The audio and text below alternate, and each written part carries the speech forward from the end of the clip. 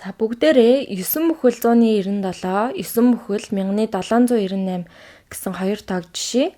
За энэ хоёр тооны аль нь их болохыг мэдхийн тулд хамгийн их оронгийн утгаас эхлээд бага утгатай оронгуудыг жишсээр за ялгаа гарч иртэл нь жишнэ гэсэн.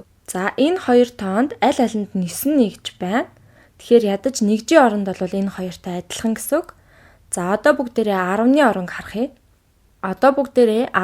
харъя. За энэ зүүн талын тооны 10-ны оронд 9 байна. Харин баруун талын тооны 10-ны оронд 7 байна. За одоохондоо бүгдээрээ тоонуудаа энэ доор бичье. За энэ тоо 9 дээр нэмэх нь 19. За одоохондоо 100-ны оронд л ороог байгаа. За бидний харьцуулсан хоёр оронгоос энэ баруун талын тоо 9 дээр нэмэх нь 17. За тэгэхээр шууд энэ хоёрыг хараад зүүн талын тоон их болох нь мэдэгдэж байна тийм ээ. За яагаад шууд энэ тоо их гэдгийг мэдж байгаа гэдгийг бодох юм бол за энэний баруун талд өөр ийм тоо байгаа. За баруун талд нь энэ 98 гэж байгаа. За энэ чи бол 7, зүүн талд нь бол 7 гэж байгаа. За ийм бодлогыг бодохдоо баруун талд нь юу ч гэсэн баруун талыг хичнээн нэмэгдүүлсэн ч 9.8-аас бага л байх болно гэсэн үг. Үнэндээ бол хэрвээ 1000-ны оронг нэмэгдүүлээд байвал за 9,798, 9,799 гээд 9.8 дээр очино гэсэн үг. За тиймээс дөнгөж 9.8-д хүрэхийн тулд энээс өсгөх хэрэгтэй байна.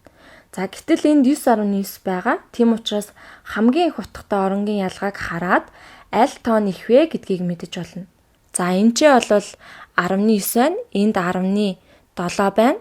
За 100-ны оронд эсвэл 1000-ны оронд юу байх нь хамааралгүй. Үүнийг тодорхой болгохын тулд бүгдээрээ за эдгээр тоог нэмээд энгийн бутгай хэлбэрээр бичье л дээ. За 100-ны 7. За энд 100-ны 9. За нэмэх нь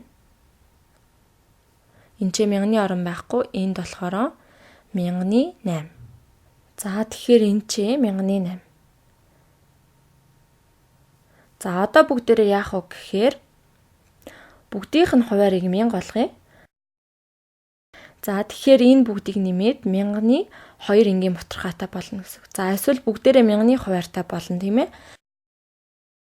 За 9 бол 1000-ны 9000. За 19 бол 1000-ны 900. За хэрвээ үүнийг 10-аар үржүүлбэл 100-ны 90 болно. Ахаад 10-аар үржүүлвэл 1000-ны 900 болно.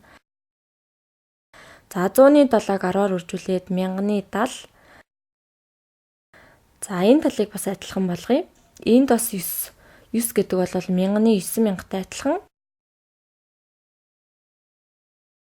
Дараа нь нэмэх нь 1000-ны 700. Нэмэх нь 1000-ны 90. За сүүлд нь бол энэ ч хിവэрэ 1000-ны 8. За ерөөсөө зүгээр 10-аар үржүүлчих юм тийм ээ. За тэгвэл энэ зүүн талын тоо хэд болох вэ? За энэ зүүн талын тоо 1000-ны хэд вэ гэдгийг тооцъё. За 1000-ны 9970 болно.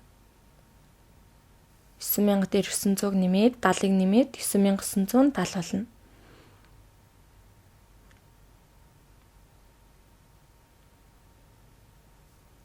За дараагийн баруун гар талын тоо болвол за 1000-ны 9000 дээр 790 тэгээд 8 гэхээр 9798 болно.